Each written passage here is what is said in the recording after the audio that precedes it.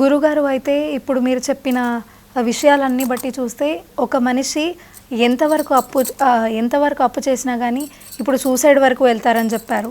అటువంటి సిచ్యువేషన్లో ఆ మనిషి ఎటువంటి పరిష్కారాలు చేస్తే నయం అవుతాడు? అపసవ్య కాల సర్పదోషానికి అనుకోండి ఒక విధంగా, అలాగే ఓన్లీ కాల సర్పదోషానికి అనుకోండి ఓ విధంగా, లేదనుకో సర్పశాపం అంటారు, సర్పశాపానికి సంబంధించి ఒక విధంగా.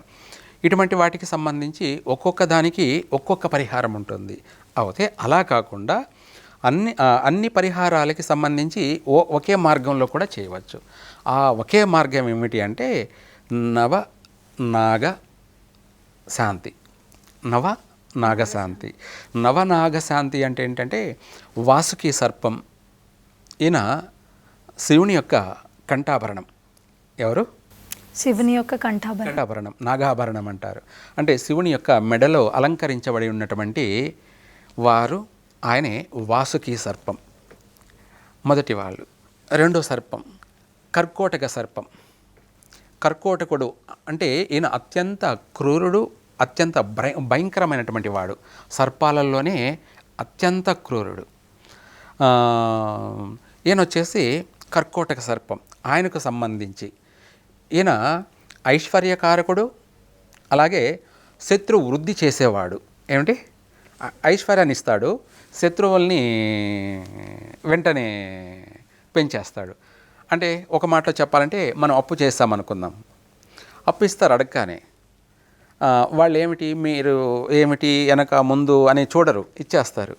తర్వాత ఇచ్చిన తర్వాత మళ్ళీ అనుమానం వచ్చి భయం వేసి ఇచ్చాము ఏమవుతుందో ఏమో అని చెప్పేసి ఇస్తాడో ఈడు అని చెప్పేసి మళ్ళీ రెండో రోజు మూడో రోజు నుంచే వాడు రిటర్న్ అడగడం మొదలు పెడతాడు.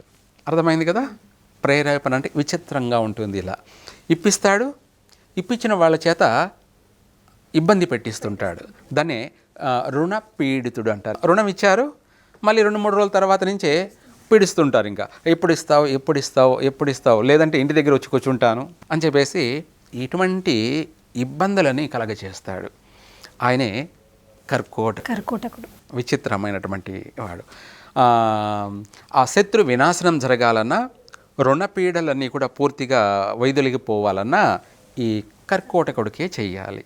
దాన్నే ఓం కర్కోటకాయ విద్మహే మమ ఐశ్వర్యప్రదాయ ధీమహి తన్నో సర్వ విషదృష్టి ప్రచోదయాత్ అని చెప్పేసి అంటారు.